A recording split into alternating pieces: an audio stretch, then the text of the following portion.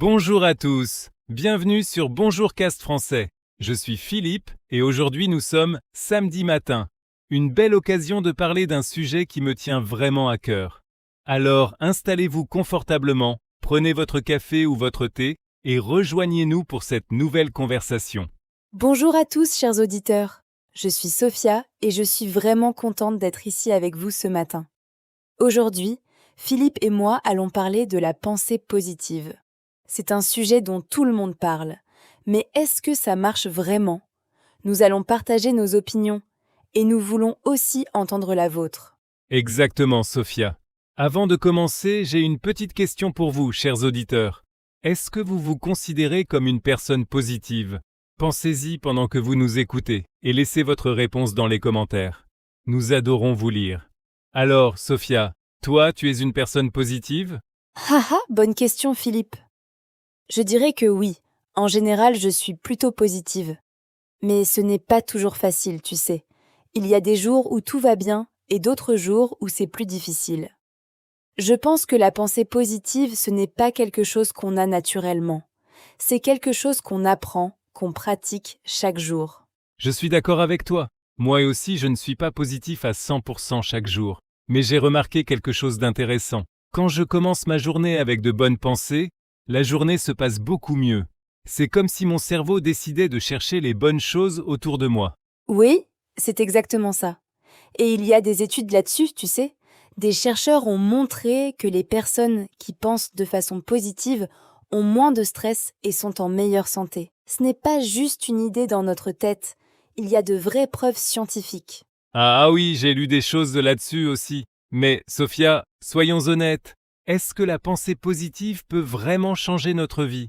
Parfois, les gens disent simplement de sourire et de penser que tout va bien, même quand ce n'est pas vrai. Est-ce que c'est vraiment utile ? C'est une très bonne remarque, Philippe. Je pense qu'il faut faire attention à ça. Il y a une différence entre être positif de façon réaliste et ignorer les problèmes. Être positif, ce n'est pas dire que tout est parfait. C'est plutôt dire oui, j'ai un problème, mais je peux trouver une solution. Très bien dit. Donc pour toi, la pensée positive, c'est plus une façon d'aborder les problèmes, pas les ignorer ? Exactement. Et c'est pour ça que j'aime le mot français positif plutôt que optimiste. Un optimiste pense que tout va bien se passer. Une personne positive, elle sait que les choses peuvent mal se passer, mais elle choisit quand même de chercher des solutions et de continuer à avancer. J'aime beaucoup cette différence. Chers auditeurs, vous entendez ça ? Sophia fait une distinction très intéressante entre être optimiste et être positif. Et vous, qu'est-ce que vous pensez ? Est-ce que vous êtes plutôt optimiste ou positif ? Dites-nous dans les commentaires. Et moi, j'aimerais savoir si vous avez une habitude positive dans votre vie. Par exemple, moi, chaque matin, je pense à 3 choses pour lesquelles je suis reconnaissante. C'est une petite habitude, mais ça change vraiment mon humeur. Oh, c'est une belle pratique, Sophia. Moi, j'ai une autre habitude. Quand quelque chose de difficile arrive, je me demande toujours « Qu'est-ce que je peux apprendre de cette situation ?» Ça m'aide à ne pas rester bloqué dans les pensées négatives. J'adore ça, Philippe. Et tu sais, ces petites habitudes, elles sont très importantes. Parce que la pensée positive, ce n'est pas quelque chose qu'on fait une seule fois et puis c'est fini. C'est une pratique quotidienne. Chaque jour, on choisit comment on regarde les choses. Tu as raison, et ce n'est pas toujours simple. Il y a des moments dans la vie qui sont vraiment difficiles. La perte d'un travail, des problèmes de santé, des conflits avec des proches. Dans ces moments-là, dire simplement « sois positif », ça peut sembler cruel. Absolument. Et c'est quelque chose qui m'énerve un peu, honnêtement. Quand quelqu'un traverse une période difficile et que tout le monde lui dit « regarde le bon côté des choses », ça peut être blessant. Les personnes ont besoin qu'on reconnaisse leur douleur d'abord. C'est vrai. Je crois que la pensée positive doit venir de l'intérieur. On ne peut pas forcer quelqu'un à être positif, mais on peut l'aider à trouver des petits moments de lumière dans sa journée, même quand tout semble sombre. Bien sûr. Et je pense aussi que l'entourage joue un rôle énorme. Si tu passes ta journée avec des personnes qui se plaignent tout le temps et qui voient tout en noir, ça va finir par t'affecter. Et à l'inverse, si tu es entouré de personnes joyeuses et motivées, ça te donne de l'énergie. Ah oui, on dit souvent que tu es la moyenne des 5 personnes avec qui tu passes le plus de temps. C'est une idée intéressante, non? Si tes amis sont positifs, tu vas naturellement devenir plus positif toi aussi. Exactement. Et chers auditeurs, réfléchissez à ça. Les personnes autour de vous, est-ce qu'elles vous donnent de l'énergie ou est-ce qu'elles vous fatiguent? Ce n'est pas toujours facile à voir, mais c'est une question importante.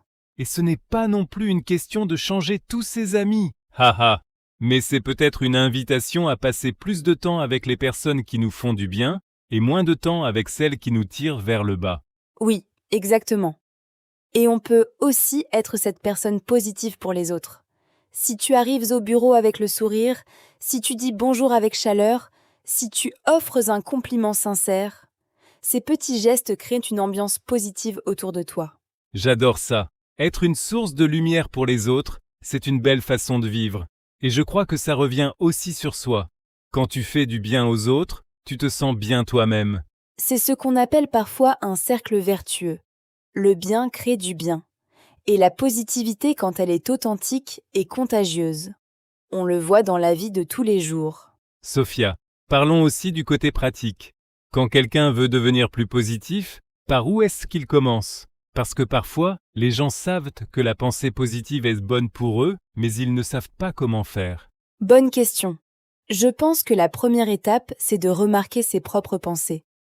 Beaucoup de personnes ne réalisent même pas qu'elles pensent de façon négative. C'est automatique, c'est une habitude. Donc, observer ses pensées sans les juger, c'est déjà un grand premier pas. Et ensuite, une fois qu'on a remarqué ces pensées négatives, qu'est-ce qu'on fait? On peut se poser une simple question.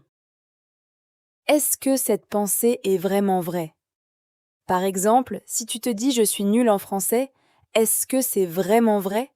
Probablement pas. Tu apprends, tu fais des efforts, tu progresses. Donc, tu peux remplacer cette pensée par « je suis en train d'apprendre et je m'améliore chaque jour ». C'est ce qu'on appelle recadrer ses pensées. Et ça prend du temps, mais avec de la pratique, ça devient plus naturel. Au début, c'est difficile. Mais petit à petit, le cerveau apprend un nouveau mode de fonctionnement. Et chers auditeurs, si vous apprenez le français en ce moment, vous faites déjà quelque chose de très positif. Apprendre une nouvelle langue, c'est difficile. Et vous continuez quand même. C'est une preuve de courage et de persévérance. Exactement. Apprenez le français. C'est déjà un acte de pensée positive. Vous croyez en vous. Vous croyez que vous pouvez y arriver. Et c'est magnifique. Et si jamais tu as l'impression de ne pas progresser assez vite, ça arrive à tout le monde, rappelle-toi que chaque petit pas compte. Chaque nouvelle expression que tu apprends, c'est une victoire. Sophia, il y a un aspect de la pensée positive dont on n'a pas encore parlé. Le corps. Est-ce que tu penses que la façon dont on s'occupe de son corps influence aussi notre façon de penser? Oh, absolument. Le corps et l'esprit sont très liés. Quand on dort bien, quand on mange bien, quand on fait un peu d'exercice, même juste une petite promenade, on pense plus clairement et on se sent mieux. Et quand on se sent mieux physiquement, il est beaucoup plus facile d'avoir des pensées positives. C'est vrai. Et l'inverse est aussi vrai. Quand on est fatigué, quand on ne prend pas soin de soi, tout semble plus difficile et plus négatif. Le cerveau a besoin de carburant pour fonctionner bien. Exactement. Et je veux aussi mentionner quelque chose d'important. Parfois, les pensées négatives persistent même quand on essaie d'être positif. Et dans ces cas-là, il ne faut pas hésiter à parler à quelqu'un, un ami, un professionnel de santé. La pensée positive ne remplace pas l'aide professionnelle. Très bon point, Sophia. C'est quelque chose d'important à dire. La pensée positive est un outil magnifique, mais ce n'est pas un remède magique. Et il n'y a aucune honte à demander de l'aide quand on en a besoin. Aucune honte du tout. Au contraire, c'est un acte de courage et d'amour envers soi-même. Et c'est aussi, en quelque sorte, un acte positif. Reconnaître qu'on a besoin d'aide et aller la chercher. Chers auditeurs, on arrive vers la fin de notre conversation et j'aimerais vous poser une dernière question. Est-ce qu'il y a une phrase ou une citation sur la pensée positive qui vous inspire? Une phrase que vous vous répétez quand les choses vont mal? Partagez-la dans les commentaires. Je suis sûr que ça va inspirer d'autres personnes aussi. Moi, j'ai une phrase que j'aime beaucoup. C'est simple, mais puissant. Je ne peux pas contrôler ce qui arrive, mais je peux contrôler comment je réagis. Cette phrase me rappelle que j'ai toujours le choix dans ma façon de voir les choses. C'est une belle phrase, Sophia. Moi, j'aime beaucoup. Chaque matin est une nouvelle chance. Parce que ça me rappelle que peu importe ce qui s'est passé hier, aujourd'hui est un nouveau départ. Et ça, c'est vraiment libérateur. J'adore ça. Et chers auditeurs, voilà exactement ce que nous espérons pour vous. Que chaque jour vous apporte de nouvelles opportunités, de nouvelles conversations en français et de nouvelles raisons d'être content de vous. Parce que vous êtes là, vous écoutez, vous apprenez. Et ça, c'est déjà quelque chose de vraiment beau. Continuez comme ça, ne lâchez rien. Avant de partir, n'oubliez pas de vous abonner à Bonjourcast français si ce n'est pas encore fait. Et si cet épisode vous a plu, laissez un commentaire, partagez la vidéo avec vos amis qui apprennent le français.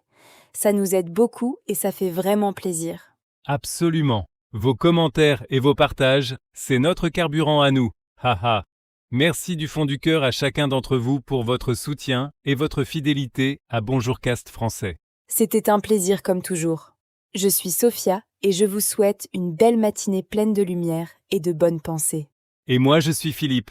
Prenez soin de vous, restez curieux, restez positifs. Et à très bientôt sur Bonjourcast français.